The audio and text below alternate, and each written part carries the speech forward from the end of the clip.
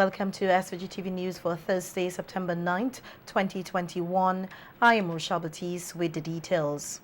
Protesters assembled in front of the Kingston vegetable market today. The protest action was supported by nurses, teachers, the opposition New Democratic Party, the group Rise Hiruna, and other interest groups. During the early afternoon session, President of the Public Service Union, the PSU, Elroy Boucher, said he expected more support. However, he was pleased those who came out had on their masks in compliance with the COVID-19 protocols. I think it could be much better, but we are happy that many of them are here. Okay, we are delighted that so many came out. More should have come out, but nevertheless, we are happy that those who came actually came. Maybe next time we'll have a greater number, because those who were afraid to come will see that there are many others who came and are not afraid.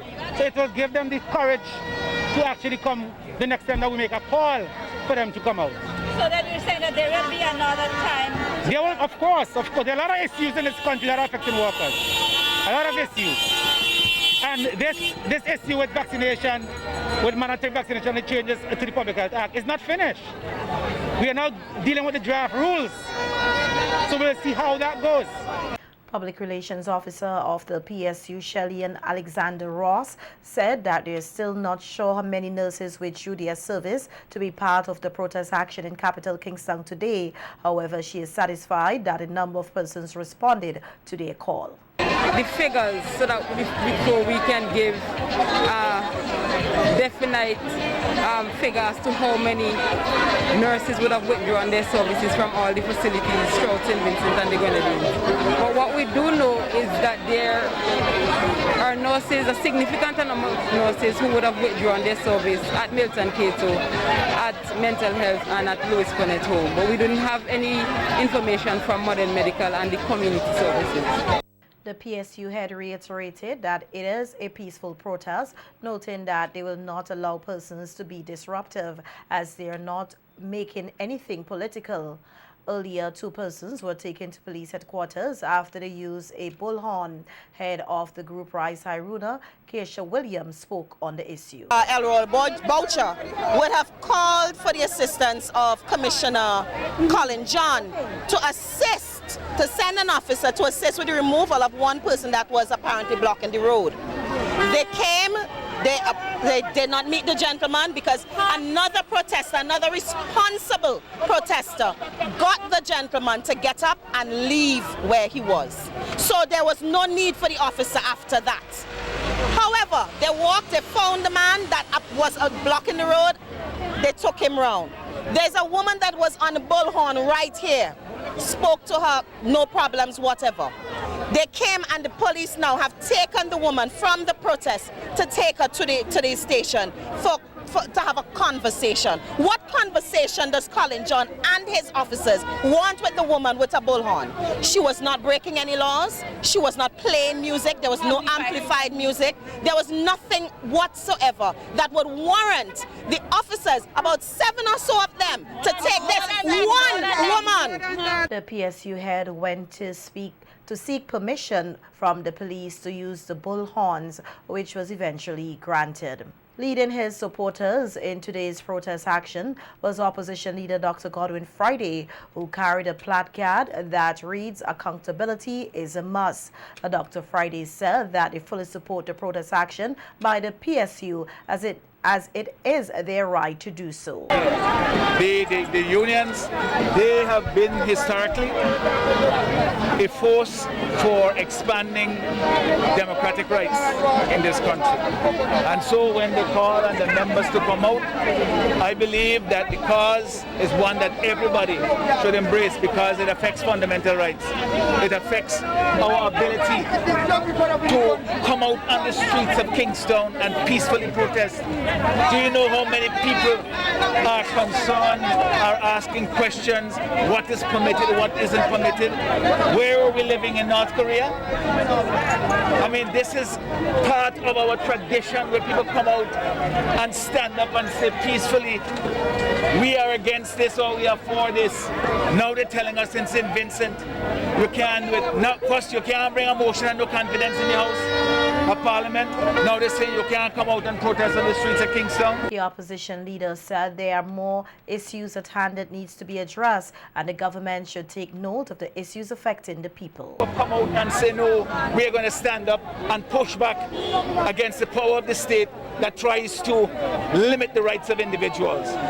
It is no coincidence that we are going back, this government, all the way back. The police are citing laws from 1951 that is well before our constitution, you know, and early in the days of adult suffrage when we started getting the people involved in shaping their own destiny. That is what this is about. And we must continue that process. We cannot surrender that, you know, and whether there's 100 or 100,000 persons come out, I will be amongst them because I feel that strongly about it. Other opposition parliamentarians were also on the picket line today, including MP for the Southern Grenadines, Terence Oliver. The people of St. Vincent and the Grenadines, when in the first hand you had promised us transparency, and we could ask even from now, where is the transparency? But not only that, there are also a number of issues affecting the people of St. Vincent and the Grenadines, which they also use the opportunity to highlight in order so that the government can try as hard as possible, as much as possible, to meet with the people and, you know, to deliberate so that we can have a better St. Vincent and the Grenadines. The other protesters on the picket line maintain that they should be given a choice to choose whether to be vaccinated or not, as they continue to raise issue with the recent amendments to the Public Health Act. The vaccine is a minor thing. It's a 50-50, your choice. It's a part of a life. If I take it, I take vaccination when I was a little child in primary school. So that's enough for me. I don't need no medical in my body. Because I cannot see that when it comes to our democratic rights and principles where our government decided, or we decide, that we voted a government into power. It's a government for all people, but there are injustices that need to be stamped out. We are protesting today. We stand to protect our children's rights and our grandchildren's rights. A group of Rastafarians also joined the protest, even though they are exempted under the amendments not to be vaccinated for religious purposes. The Rastas, however, strongly feel the exemption and freedom of choice should not be allowed for some group of people, but for everyone. We have sovereignty because our body. I am not anti-vaccine, right? But I don't like how they are going about the vaccine thing, that they are trying to bully us into taking this vaccine.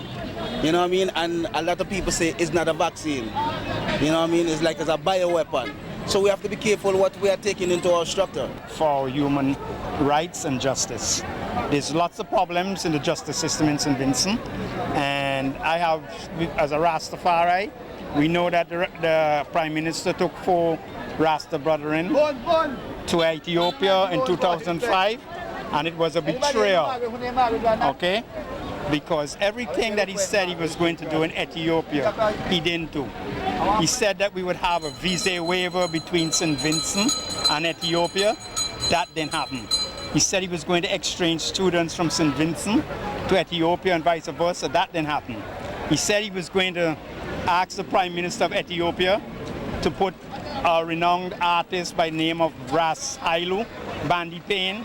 He would ask the Ethiopian government to let him teach the art in school to be paid for the St. Vincent by the St. Vincent government. That didn't happen. So I'm just out here to represent the injustices that are being meted out to us in the Rastafari community. Cannabis, same thing. Meanwhile, there was an issue at the protest where police officers asked that all instruments, including bullhorns and drums, not be used. However, about an hour later, opposition leader Dr. Godwin Friday emerged from an urgent meeting with the Commissioner of Police on the matter and other issues which arose during the protest. protest action, including the arrest of several protesters. Dr. Friday told the protesters the issue with the plane of the instruments was resolved, giving them the go-ahead to continue to use them as part of their protest action. So we can continue peacefully protesting as we have been doing. As you see, I'm using the megaphone, the bullhorn, which is part of the tool that you use in protests throughout this country for years. So we continue to do so.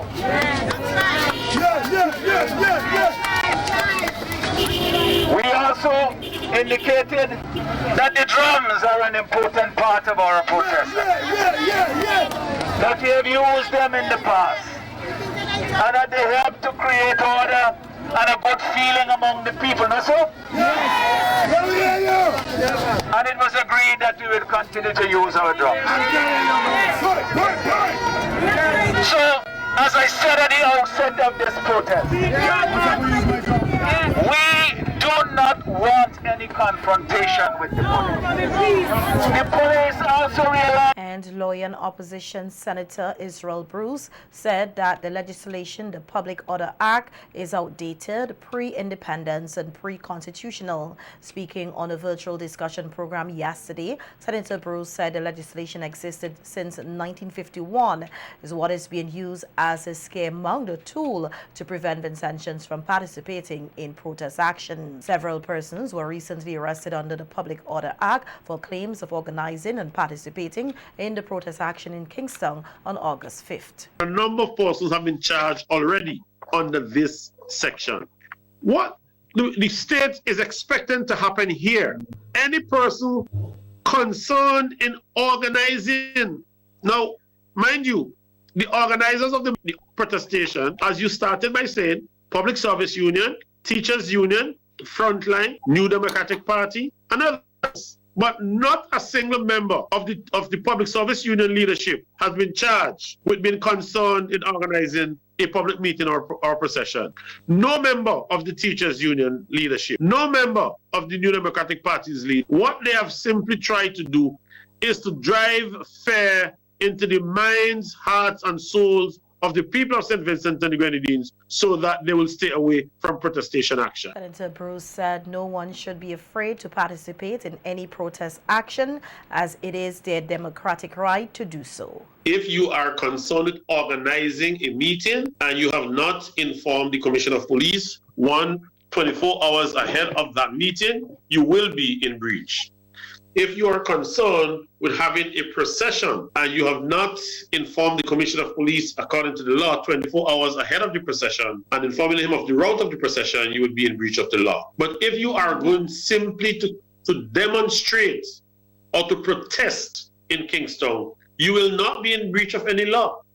And so any move by the state to arrest any person in Kingston tomorrow who are there to protest will, in my respectful view, amount to an unlawful arrest, and the detention that follows thereafter will be an unlawful detention. So I say to persons who are planning to come to Kingston to be part of the protest action, come to Kingston. And residents of Owia, which is one of the communities in the red zone affected by the volcanic eruption, staged a protest yesterday afternoon highlighting a number of issues affecting them since the return to the community to continue their living almost 3 weeks ago. The small group of protesters stood with placards at one of the main junctions in the close-knitted community to highlight their plight. Look, we have school. Our kids haven't gone to school for the longest while, but no one have taken interest to clean the school. Now look, a lot of young men in this community, a lot of you here, who should be given the job to clean your community. Now you have people coming in, you have people coming in to clean your community, which is not right. You know, whether men, women, boy or girls, I can't see the reason why you are not be given a job to clean the school. Mr. God Sanders, talk to your men them and let them do a proper day's work, because they're not working for a proper day's work. You must restrict structure, right? Those guys who coming to this area, because they come and they work half an hour, 5 minutes, and they're ready to go. Now, how can the service be done? One of the main issues the residents complain about is the non-functional health center or clinic. To hurricane, and then now I said that they should have sent people here to clean the clinic. Let the service of the clinic be operated before people could be back here. That is what I am disappointed of. People who are doing dialysis, they can't travel from here to go Georgetown. They have to stay down wheresoever is close to them. We need water, we need the clinic. We need the clinic. We have people with diabetes and pressure, kidney failure, cancer. We need the clinic. Yes. You have to give us the clinic. We can't send home elderly people and have no clinic. Mr. Julie Prince, I want you to listen. We have nobody at the clinic. The clinic is dirty and full with sand. I am receiving the credits. Thanks. What are you doing? Are you planning to send somebody to clean the clinic? You've been on radio this morning and talk about how the health centers around is being taken care of. I only hope you got that in your mind, that Owia Health Center is not taken care of. I need the clinic because I have asthmatic children. And now if they're taken tonight, God forbid, how are we going to get to Georgetown? I don't know how to pin my number. Today, workmen from Braxa were reportedly seen cleaning ash and other debris from the clinic. Several work teams from the Central Water and Sewage Authority, the CWSA, were also in the community working on the pipelines, which the residents say are filled with sand and ash.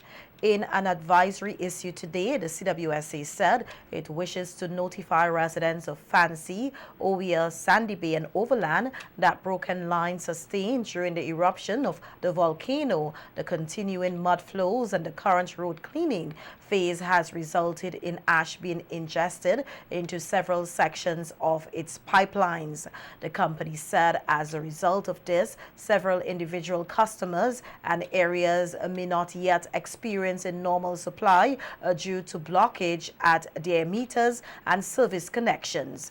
The CWSA is asking returning residents to these areas to immediately report any incidents of no water at its emergency number at telephone number 4571445 or WhatsApp at 4940933 or inbox via its Facebook page. The company said it will address these individual complaints over the next few weeks. Santander Grenadines with a score of 91.69 placed third for this year's World Best Awards survey, which was open for voting from January 11th through May 10, 2021, as destinations around the world were lifting COVID-19 restrictions. The Travel and Leisure Survey rules have always allowed readers to reflect on their travel experiences over a 3-year period. The best islands in the world, according to Travel and Leisure readers, are the kind of Instagram-perfect destinations that travelers fantasize about on winter evenings, dreamy sun-drenched landscapes surrounded by the bluest waters. And since there is an island destination for everyone, what constitutes paradise likely boils down to specific interests, history, culture, heart-pumping adventure, or something else entirely. Every year for its World's Best Award survey, Travel and Leisure asks readers to weigh in on travel experiences around the globe to share their opinions on the top cities, islands, cruise ships, spas, airlines, and more. Readers rated islands according to their activities and sites, natural attractions, and beaches, food, friendliness, and overall value.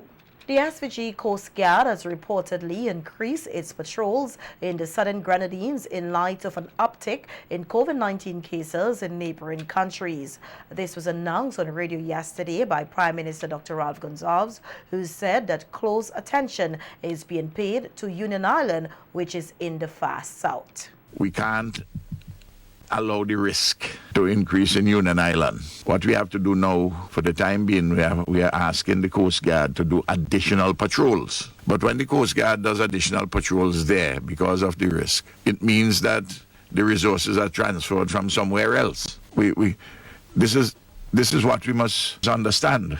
Though we have beefed up the Coast Guard tremendously, they have a lot of work doing, and it is normal that they will move from one area to the next depending on the extent of the risk. Neighboring Grenada currently has 1,302 active COVID-19 cases, with 1,294 being locally transmitted. BM Gonzalez said the high number is a concern which they are closely monitoring. At a time before, the risk of us to Grenada was large. For instance, in January, February. Now there's a reverse. So nobody's really immune, you know. And obviously, where Union Island is located, and the movements between Caracou, Petit Martinique, and Grenada itself, and Union Island and Mairo, but particularly Union Island. I don't want to go and close the port at Union Island again, which I can do. But what we have to be doing in the meanwhile, and I know Edwin Snag is asking for this, because I know he has been in discussion with the Chief Medical Officer and the Chief Medical Officer with me. The Prime Minister said the increased patrols by the SVG Coast Guard will also serve to stamp out illegal entry of people and contraband items. People who want to bring guns in the country, people who want to traffic in persons, people who want to traffic in cocaine, and other hard narcotics, people who want to do a series of other illegal things in our waters, including breaching our regulations in relation to lobsters and fish and conch and all kind of various things. Make sure that you don't have contraband oil and other forms of contraband with alcohol and so on, because that the contraband oil has, apart from revenue implications, the environmental consequences potentially. St. Vincent and the Grenadines yesterday joined the global community in observing World Physiotherapy Day. The day is observed annually to raise awareness about the crucial contribution physiotherapists make to society, enabling people to be more mobile, well, and independent. This year's celebration was held under the theme Long COVID and Rehabilitation. Speaking on the significance of the day on a radio program, physiotherapists in the Ministry of Health, Wellness and the Environment, Chevon Smith, spoke on how physiotherapy is related to sports and how specialists have been working to ensure the rehabilitation of persons with severe injuries, including athletes. With our athletes, we deal with prevention of injuries.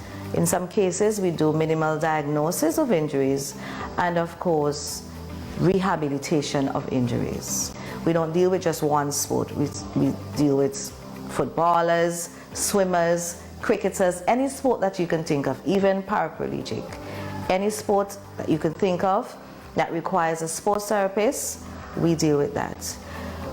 We also have on-site training or practice, and this is when we go to an activity, whether a sporting activity like football, and if the athlete falls down, you go on the field and you deal with that issue, which would be an acute injury. You deal with it, you get the athlete back on the field once he is capable. So even if he's in pain, but he's able to manage it, we can send him back on, and after we follow up. And that would be a series of events.